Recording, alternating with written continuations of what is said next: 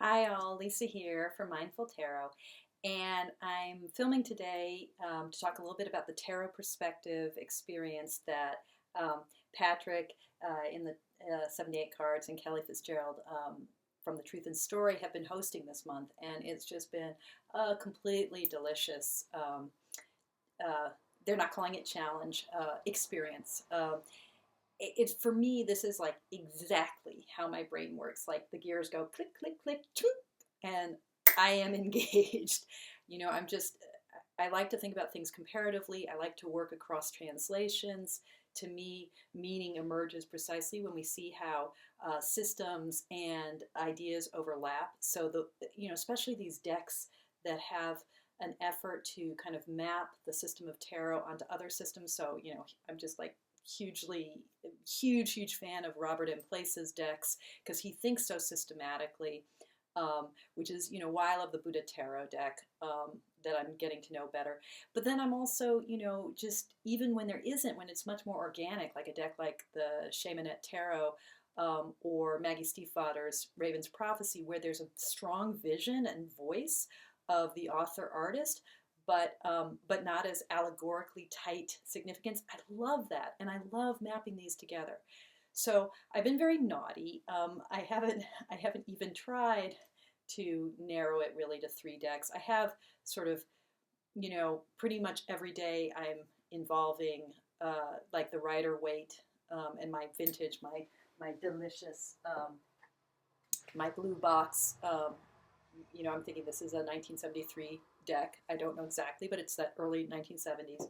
So my delicious um, vintage deck with its beautiful creamy cardstock and clear lines, and then also my core deck, which is Maggie Stiefvater's Raven's Prophecy, um, and then always the Buddha Tarot, the Robert M. Place's deck.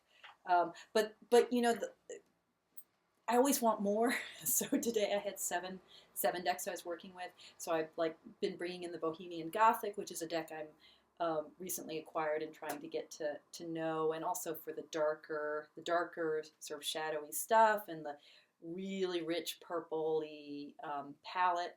I've been bringing in the Wild Unknown, which is a deck I've really not worked with, and I've been kind of like holding it in reserve because I know I'm going to fall passionately in love with the deck once I start using it. So I've got it. It's been sitting on my study table for a little while now, and I'm just like letting it, almost like steeping like a big mug of delicious tea. And so I've been kind of dipping into that a little bit, um, and then making peace with, and actually kind of falling in love with Brian Williams's Renaissance Tarot. So that's another deck I've been working with. My Sola Busca Revisited. I mean, I'm kind of, I'm not using every deck I own, so I'm like a little bit good, but today there have been seven decks. Okay, so I thought I would just talk a little bit about like how this is working using today's draw, which was in the Raven's Prophecy deck. It was the Nine of Cups. So the kind of traditional imagery, Rider-Waite imagery. And not all of my decks that I'm using are kind of cleaving so completely perfectly to a Rider-Waite system, but I don't know the Thoth system really. That's a place I want to go. Marseille, I know a tiny bit, but not really. So all of my decks really that I've been working with really have this predominant Rider-Waite Smithy feel, although some are more pippish than others, which tilts things interestingly more toward the numerological. So this card of contentment, satiety, maybe bliss, maybe a sense of fulfillment, of wishes fulfilled, um, but there's a kind of individualistic perspective in this card as opposed to the 10. I mean, this is for me more about a kind of inner contentment than about a kind of community harmony. Ten of Cups, sort of it all coming together in the big, completely integrated picture. But for Stiefvater, the Nine of Cups has this sense of deep possibility, and her deck really is a deck that's about, and in this way, like the Shamanet Tarot, really is about creativity. So for her, the Nine of Cups is a card that's about the opening of possibility, um, the opening of the mind, of the human heart, this sense of the wide open spaces. So her cups suit is all about, the cups are ravens, the raven's prophecy, this deep kind of Welsh imagery. So you've got 9 ravens, and they're just filling the sky, and that sense of the emergence of the light, this fullness, this fulfillment, this exploration. That is, I think, really balanced by the Pippish imagery of the wild unknown. There's a way in which, although we think water when we think cups, but I think there's a way in which the spaciousness of the sky and the blueness of the sky helps us understand even some of the traditional Rider-Waite imagery, and how the Ten of Cups will have this rainbow in it, this bringing together of water and air and light in the whole expanse of our atmosphere.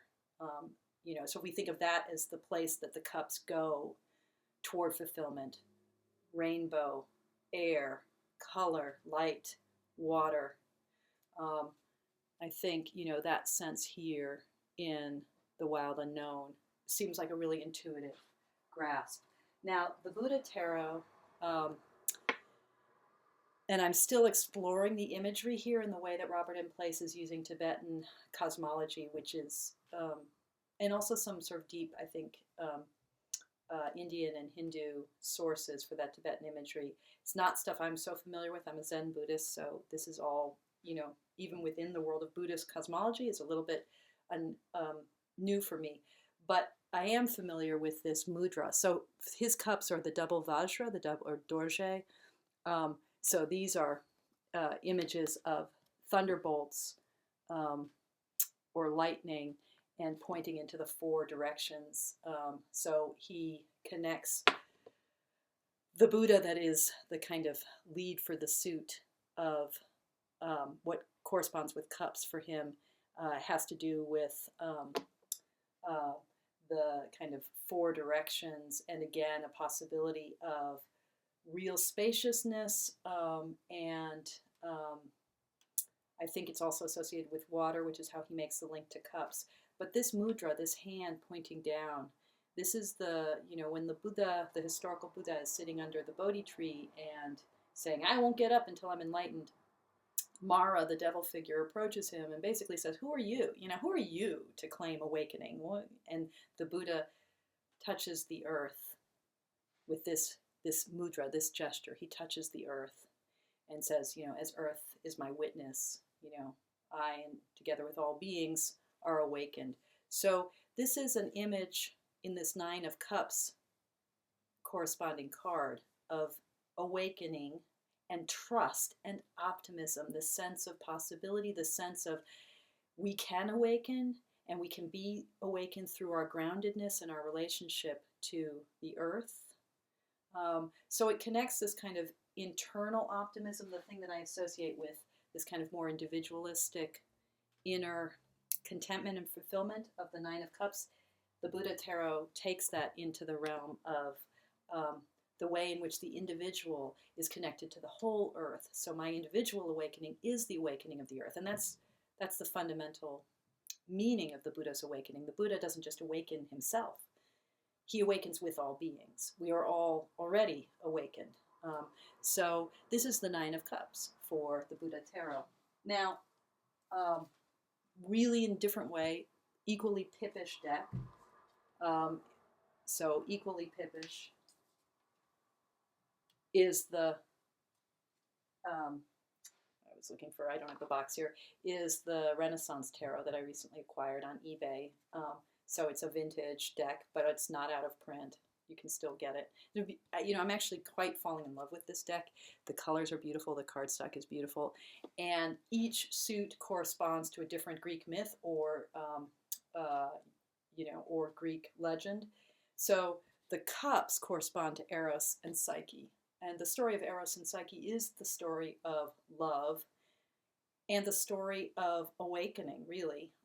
So the Nine of Cups, um, he has keywords on this. So it says success in the corners. Let's see if you can success, and then successo. He's got the Italian. He's got a lot of Italian mixed in. So it's sort of, he's playing on the Renaissance interest in classical Greek and Roman imagery and legend. But notice the way in which, in this kind of Pippish, almost Tothi or Marseille arrangement of the nine, these nine images, how the water is flowing and circulating and nothing is lost. And this is the story. This is the point in the story where Eros successfully, I think, connecting with Eros, the god of love, getting his wish granted to have Psyche be his beloved for all time. So a moment of awakening, of this kind of culmination of Eros and Psyche. The Psyche is the soul of this kind of union and culmination of connection for the soul and the Godhead. So for Jung, I think the myth of Eros and Psyche is about the awakening of the soul.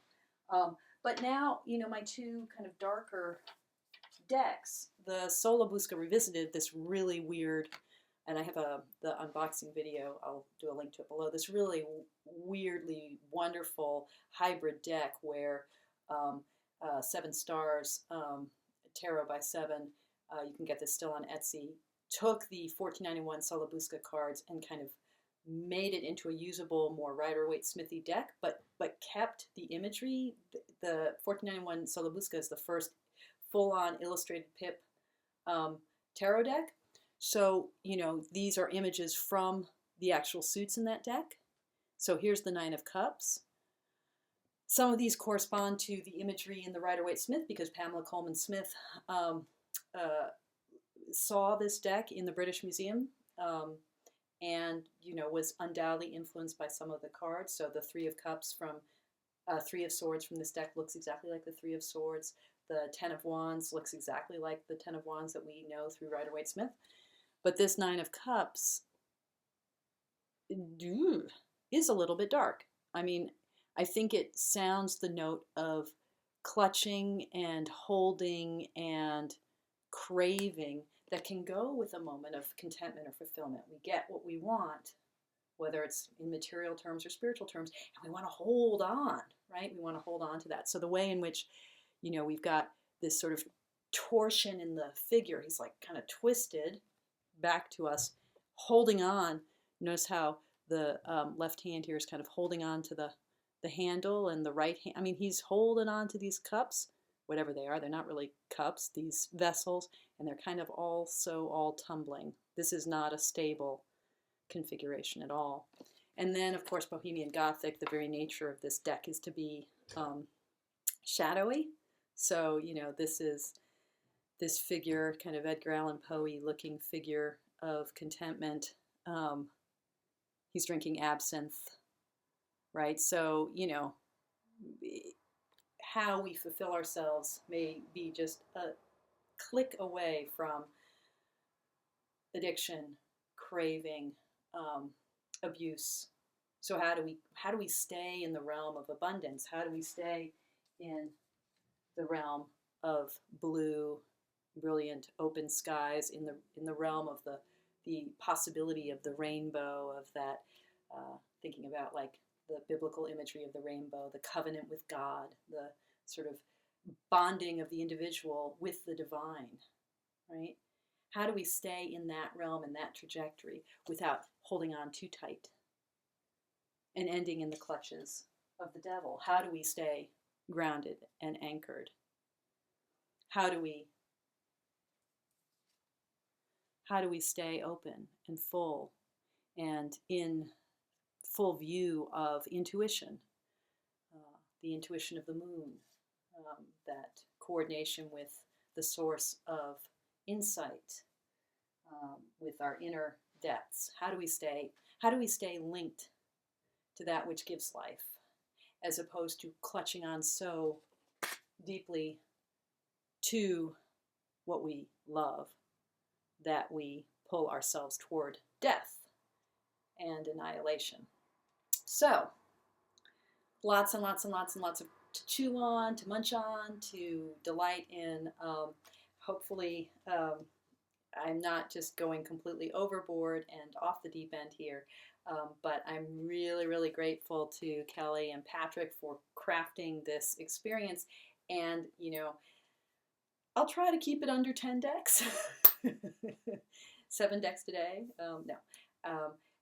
I'm staying within a certain range here, not bringing in everything I possibly could bring in, and that focus very much on the getting to know the Buddha Tarot and getting to know the Raven's Prophecy and bonding with my new beautiful vintage Rider-Waite-Smith blue box deck. Anyway, all right, that's enough for now. I'm chattering on. Much love to you. Have a wonderful day.